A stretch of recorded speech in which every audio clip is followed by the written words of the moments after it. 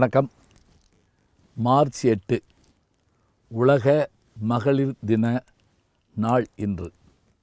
உலகெங்கும் இருக்கின்ற நம்முடைய தாயாக, சகோதரியாக, நம்மை பேணி காக்கின்ற தெய்வமாக இருக்கின்ற அனைத்து பெண் தெய்வங்களுக்கும் நம்முடைய வணக்கத்தை மகளோடு தெரிவித்துக் கொள்வோம். மகளிர் தின வாழ்த்துக்களை, பாராட்டுக்களை தெரிவித்துக் கொள்வோம். மங்கையராய் பிறப்பதற்கு நல்ல மாதவம் செய்திட வேண்டுமம்மா, அவர் பங்கைய கை நலம் பார்த்தளவோ இந்த பாரில் அறங்கள் வளருதம்மா என்றார் கவிமணி தேசிகவிநாயகம் பிள்ளை. மங்கையராய் பிறப்பதற்கு மாதவம் செய்திட வேண்டும், இது நம்ம சொல்கிறோம். ஆனால் பெண் இனம் எத்தனை கஷ்டங்களை அனுபவிச்சிருக்கு. ராகுல சாங்கித்யாயன் தன்னுடைய வாழ்கா முதல் கங்கை வரை நூலில் எழுதுகிற போது இனக்குழு தலைவியாக இருந்தவள் பெண் தான் அப்படிங்கிறார்.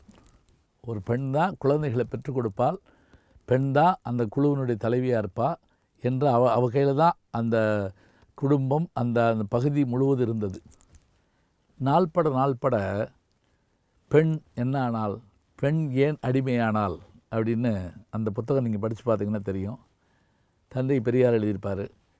அந்த புத்தகத்திலேயே அவள் அடிமைப்பட காரணம் என்னன்னு பார்க்கலாம். இன்னும் சொல்வதாக இருந்தால் ராகுல சாங்கித்யானே சொல்லுவார், வேட்டைக்கு போகிறப்ப ஆணோடு சேர்ந்து தாங்க பெண்ணும் வேட்டைக்கு போன பெண்ணு எப்போ நிறுத்தப்பட்டா தெரியுங்களா? அவள் கருவுற்று இருந்தபோது நிறுத்தப்பட்டாள்.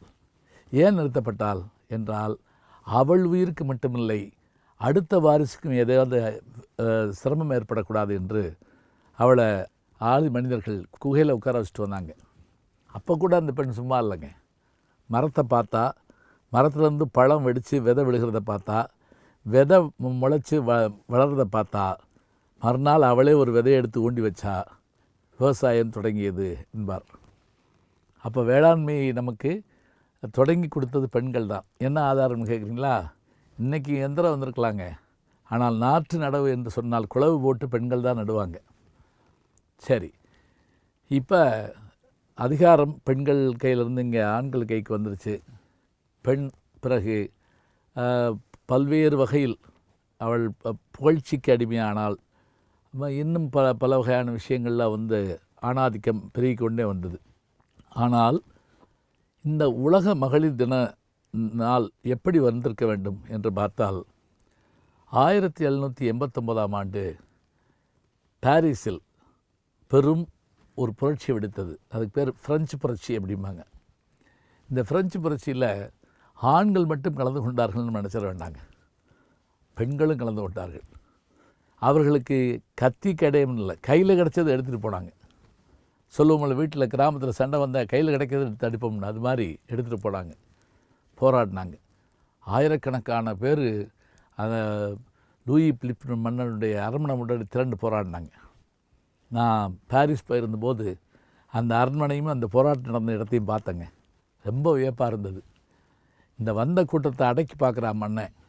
இந்த வந்தவங்கள் என்ன பண்ணாங்களா, மன்னனுடைய மெய்காப்பாளர்களை கொண்டாங்களாம். மன்னன் பயந்துட்டான், முடி துறந்தான். அப்புறம் அடுத்து வந்த லூயி பிளாங்க் என்கின்றவர் தான் என்ன பண்ணுறான், பெண்களுக்கு உரிமைகள் வழங்கப்படும், இன்னும் சொல்வதாக இருந்தால் அரசியலில் அவர்களுக்கு பங்கு தரப்படும் சொன்னாங்க. அப்படி அறிவித்த நாள் இருக்கு இல்லையா, பாரிஸில் 1848 லூயி பிளாங்க் என்கின்ற அரசன் அரசியலிலும் பெண்களுக்கு பங்குண்டு என்று சொன்னதன் காரணமாக அந்த நாள் கொண்டாடப்பட்டது. அந்த நாள் தான் மார்ச் 8. ரஷ்ய புரட்சியின் போதும் பெண்களுடைய பங்கு பெரும்பங்கு. ஏன் அமெரிக்காவில் நடந்தது இல்லையா, தொழிலாளர் தினம் எங்கே நடந்தது ரொம்ப பேர் தெரியாதுங்க. நம்ம நினைக்கிறோம் அது பொது உடைமை, அதனால் ரஷ்யா அல்லது சீனான்னு. இல்லை, அமெரிக்காவில் தான் நடந்தது. அதுவும் எங்கே, சிகாகோவில்.